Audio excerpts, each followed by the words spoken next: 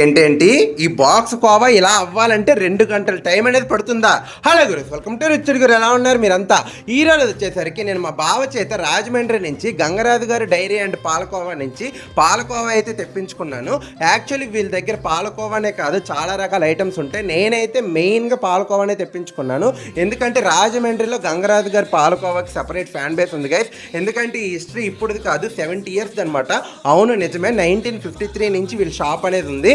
నిజంగా మీరు కూడా ఎప్పుడైనా రాజమండ్రి వెళ్తే తప్పకుండా ట్రై చేయండి. నేను ఫైనల్గా మీకు లాస్ట్లో లొకేషన్ ఇస్తాను, అది చూసి వెళ్ళండి అనమాట. అయితే ఈరోజు వచ్చేసరికి కోవా విషయానికి, వీళ్ళకైతే రాజమండ్రి సైడ్ అని విలేజెస్ ఉంటాయి కాబట్టి ప్యూర్ పాలతో వీళ్ళు పాలకోవాని అయితే చేస్తారు. ఆ కిందన ఓకపోయి పెట్టి చేయడం వల్లనే ఈ పాలకోవ ఇంత టేస్ట్ అనేది వస్తుందన్నమాట. సో మీరు కూడా వెళ్ళి తప్పకుండా గంగరాజు గారి పాలకోవాని ట్రై చేయండి.